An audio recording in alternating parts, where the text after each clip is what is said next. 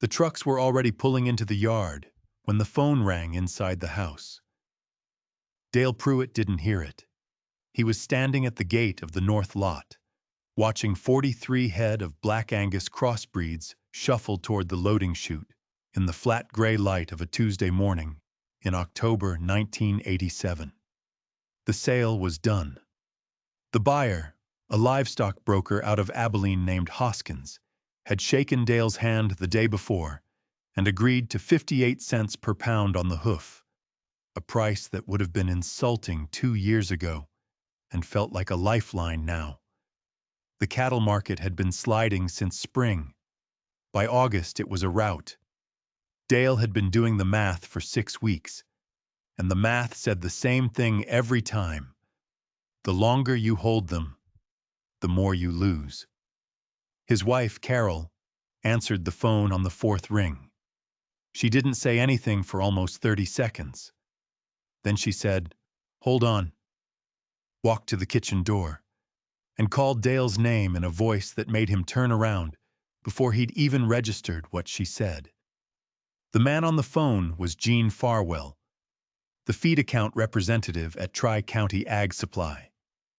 He was calling because Hoskins's broker firm had contacted the feed supplier as a routine clearance check before finalizing the livestock title transfer.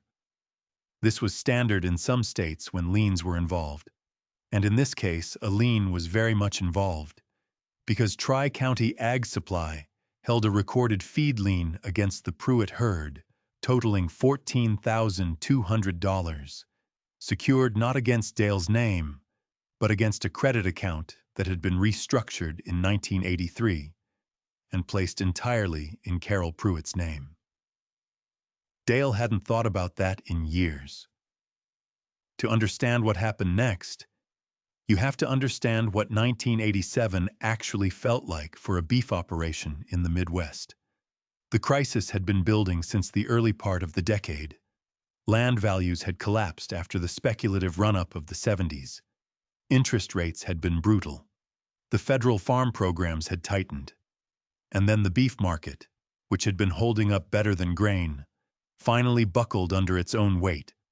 Oversupply, weak export demand, competition from poultry eating into consumer spending.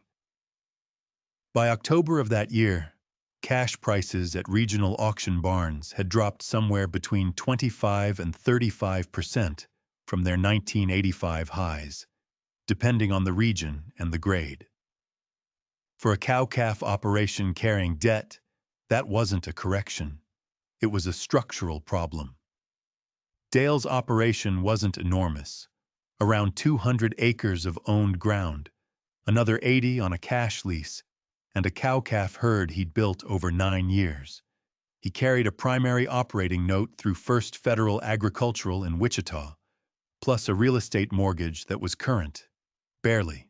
His loan officer was a careful man named Bill Stroud, who had been calling Dale more frequently since August. Not threatening, not yet, but asking questions. Questions about current inventory value, questions about projected cash flow, questions that told Dale exactly how the bank was thinking. When Dale did his own numbers, the conclusion was straightforward. Every month he kept the herd, he was paying feed costs against cattle that were worth less than they'd been the month before. The losses weren't hypothetical. They were accumulating on paper and would crystallize the moment he sold. But the alternative, holding through winter on the hope the market recovered, would mean borrowing more to feed them, deepening his position in assets that were actively depreciating. He'd watched his neighbor Ray Decker do exactly that in 1985 with a hog operation. Ray lost the farm in the spring of 1986, so Dale called Hoskins, took the price, and scheduled the trucks. What he hadn't thought through carefully enough was the feed credit. Carol had set up the Tri-County account herself back in 1983 during a loan restructuring that Dale had mostly left to her because he was in the middle of a difficult calving season, and she was, by then, the one handling the books. The restructure had required separating certain obligations to satisfy their primary lender's covenant requirements. The feed credit line, which they used to purchase hay and silage on net 60 terms, had been placed in Carol's name as the principal obliger. Her name on the account wasn't an accident or an oversight. It was a deliberate structure that had made sense at the time, and then faded into the background as one of those operational details you stop thinking about after a year. But under Kansas law, and under the terms of the Tri-County Credit Agreement, a recorded agricultural lien against livestock could not be extinguished through a sale without either full satisfaction of the underlying debt or written consent of the lien holder and the account holder. Carol was both the account holder and, for practical purposes, the person whose authorization Tri-County needed before they'd release the lien on the title transfer. Hoskins's broker had flagged this during the title check. Farwell had called to clarify, and now Dale was standing in his kitchen with 43 head already loaded on Hoskins's trucks and a sale that couldn't legally close. "How much is the balance?" Dale asked. 14.2, Carol said. She had the account ledger out already. She'd always known the balance. "We can pay that out of the sale proceeds." "We can," Carol said, "but that's not the only issue." Here's where the story gets more complicated and more instructive. When Dale proposed paying the $14,200 lien from the Hoskins sale proceeds and clearing the account, it seemed like the obvious solution. Sell the cattle, pay the feed debt, close the lien, and move on. Simple. But Carol had been sitting with the numbers for longer than Dale knew, because she handled the books, because she understood the credit structure in a way Dale had delegated away years earlier. And what she understood was that paying off the Tri-County line and closing it wasn't just a transaction. It was a strategic decision with consequences that extended well past that morning. The Tri-County credit line had a limit of $40,000. It had been established in 1983 and maintained without default for 4 years. It was, in the language that agricultural lenders use, a seasoned credit relationship. If Carol authorized the lien release and then allowed the account to be paid off and closed, which would likely happen automatically once the herd was liquidated, since there would be no ongoing feed purchases, they would lose that credit facility entirely. Rebuilding it, if they ever needed it again, would require a new application, a new review, and a new underwriting process at a time when agricultural lenders were not extending credit generously. But more immediately, First Federal's covenant on Dale's operating note included a clause about liquidity ratios. The operating note was secured partly against the cattle. If all the cattle were sold, the collateral securing that note dropped sharply. Stroud had mentioned, in one of his careful phone calls, that the bank would need to review the loan's risk rating if the herd was fully liquidated. A downgraded risk rating could trigger a covenant review. A covenant review could result in demands for additional collateral, or in the worst case, acceleration of the note. Carol had talked to Stroud herself 2 weeks earlier. Dale didn't know that either. By 10 in the morning, Hoskins was sitting in his truck in the Pruitt's driveway, his cattle already loaded, his broker's office on hold, and the title paperwork stalled. He was not a patient man, and he'd driven 2 hours for this. The price had been agreed. The handshake had been made. Dale walked out to the truck and told him there was a lien issue that needed an hour to resolve. Hoskins looked at him for a long moment. "I've got another yard this afternoon," he said. "I can give you till noon."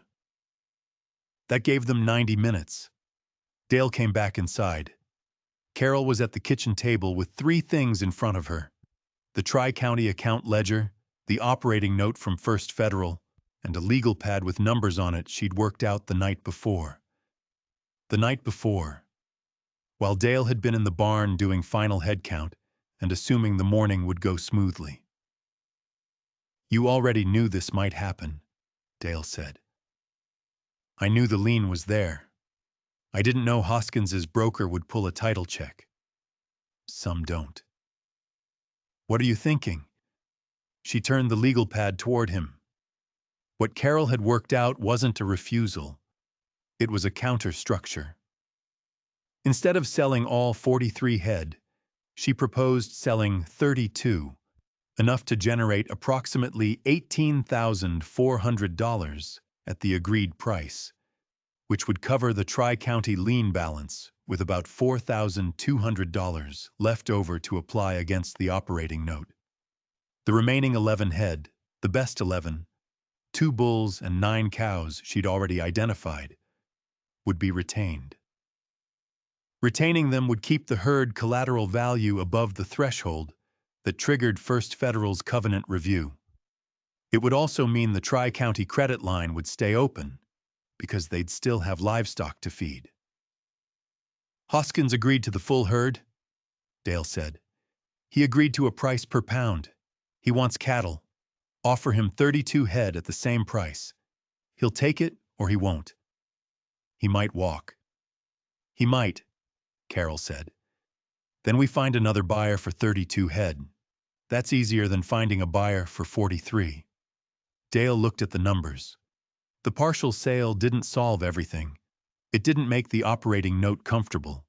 It didn't make the land payment easy. But it kept the credit line intact, kept the bank's covenant from triggering, and retained 11 animals. Specifically, 2 proven bulls whose replacement value in a recovering market would be significant. Rebuilding a cow-calf herd from scratch required bulls. Buying bulls in a recovering market when prices rose again would cost considerably more than their current depressed value.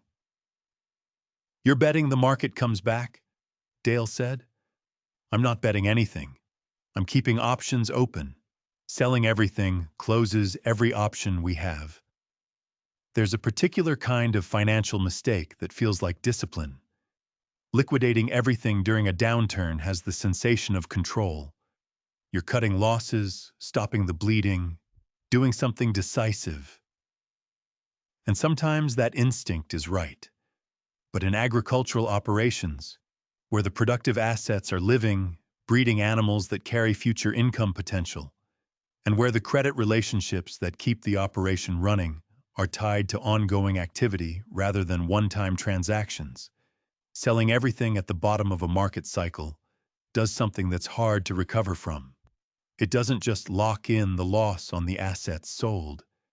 It dismantles the operational infrastructure, the credit lines, the lender relationships, the collateral base that would be needed to rebuild.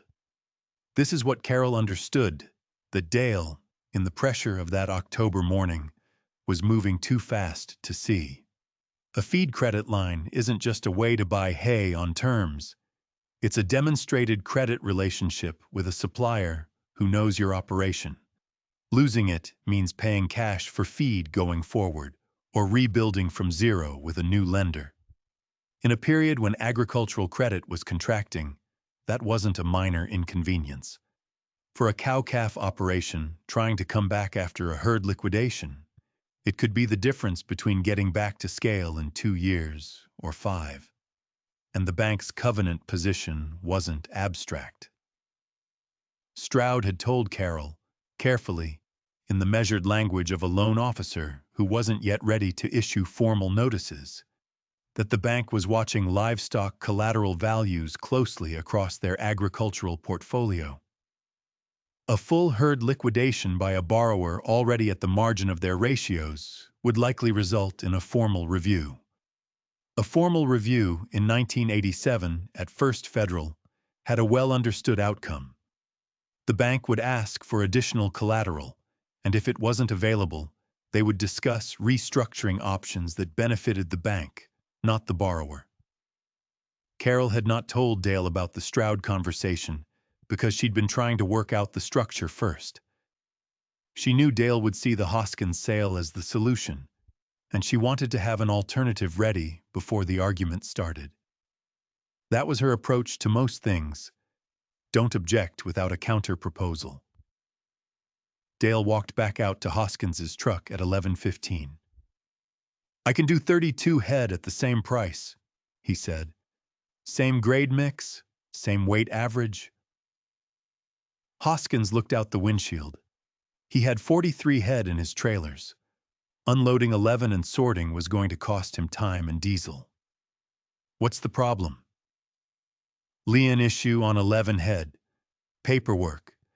It'll sort out in a few days, but I can't transfer clean title today on those 11.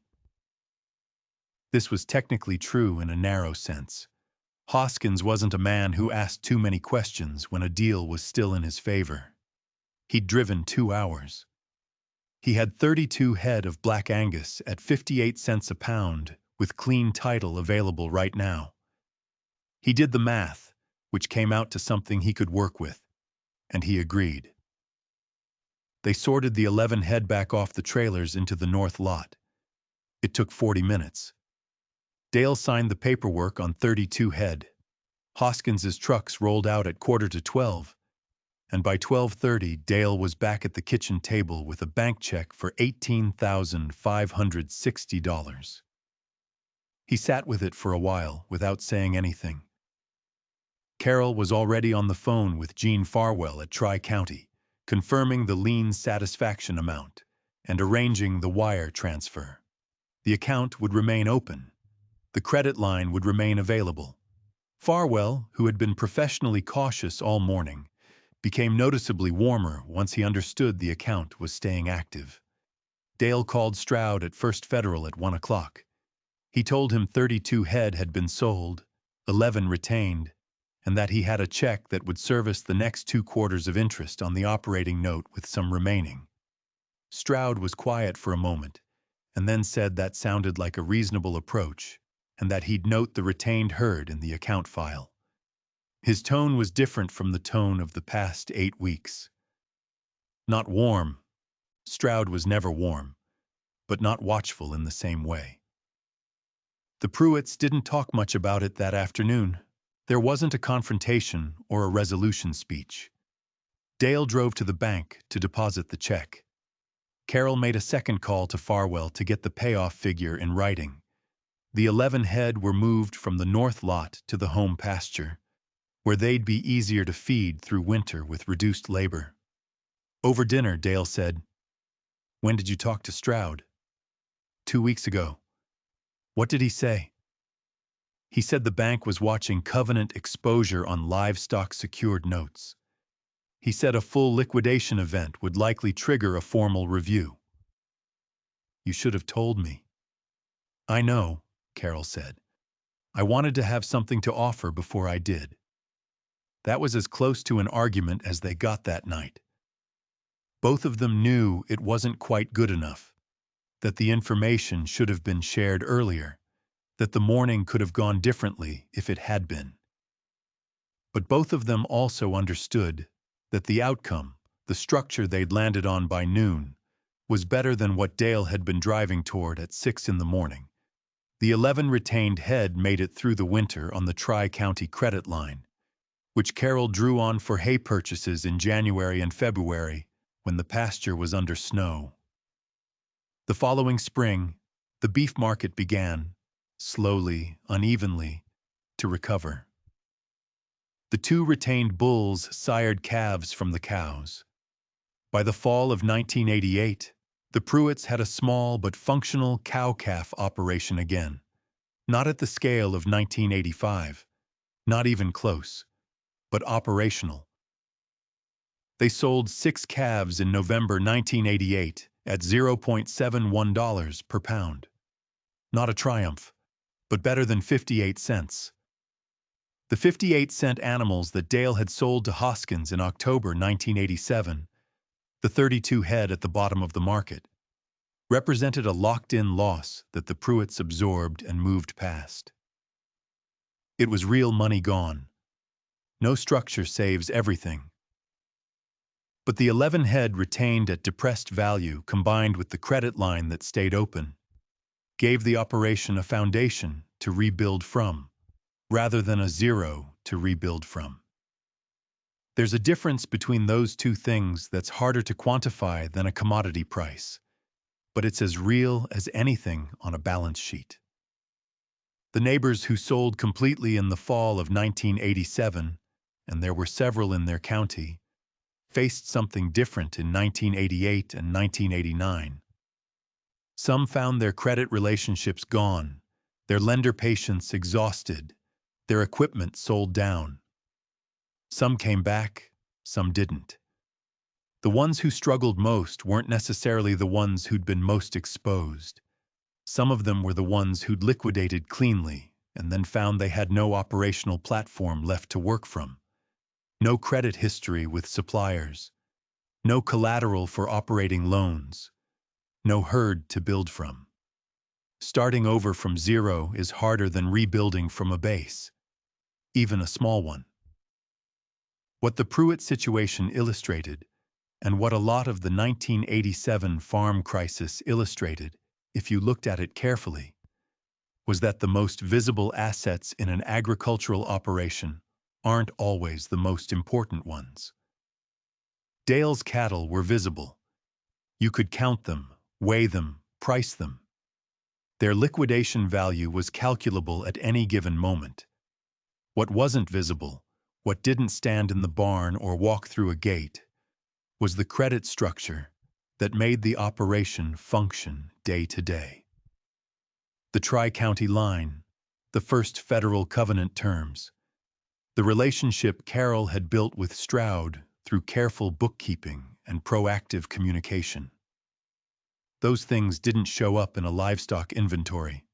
They didn't appear on a simple balance sheet. But they were the operational foundation that allowed the physical assets, the land, the cattle, the equipment, to generate income rather than just sitting there depreciating. When Dale walked out to those trucks at 6 in the morning, he was thinking entirely in terms of the visible. The herd is losing value. Sell the herd. Stop the bleeding. It was a rational response to a real problem. But it was incomplete, because it treated the cattle as the whole of the operation rather than one component of a system that included credit relationships, legal structures, and a bank's assessment of ongoing viability. Carol had never stopped thinking about the system. This wasn't because she was smarter than Dale or more financially sophisticated in any formal sense. She'd learned the credit structure by being the one who managed it. She'd talked to Stroud because she made it her business to know where the lender's pressure points were before they became crises. She controlled the Tri-County account because she'd been the one doing the books in 1983 when the restructuring happened and had simply taken the responsibility that was in front of her. The control wasn't something she'd claimed strategically. It was something she'd accumulated through attention. But in October 1987, that attention was the margin between a total liquidation event and a partial sale that preserved a functional operation. Would you have sold everything at the market bottom? A lot of people would have. A lot of people did. The instinct to stop the bleeding is powerful, and in a falling market, every day you hold is a day the numbers get worse. But selling everything doesn't just stop the bleeding. It also removes every option for what comes next. The farm didn't become prosperous again quickly. That's not how these things work. The debt restructured once more in 1989, under a federal mediation program Dale had been skeptical of, until Carol pushed him to attend an informational meeting at the county extension office. The land payment stayed tight through 1990. There were years that felt like surviving rather than operating, which is its own kind of exhaustion. But the farm was still there. Dale understood, eventually, that Carol hadn't withheld information from him to gain leverage. She'd withheld it because she'd been trying to solve the problem before presenting it, which was her way. and which had costs, and which they talked about more directly after that October. The credit line wasn't a secret she'd been keeping. It was a responsibility she'd been carrying. There's a difference, even if the line between them can blur under pressure. The 1987 farm crisis took something from almost everyone it touched. It took land from some, equipment from others, marriages from some who didn't have the foundation or the luck to hold together through years of that kind of pressure. What it took from the Pruitts was simpler. A portion of the herd they'd built over 9 years, sold at a price that still stung when Dale thought about it years later. What it didn't take was the operation itself. He had thought the herd was the farm. She had known the credit line decided who survived. If you find value in stories about how farms and families navigated the hardest financial pressures of the 20th century, the real decisions, the real consequences, the structures that held and the ones that broke, consider subscribing. There are more of these stories, and most of them have never been told the way they actually happened.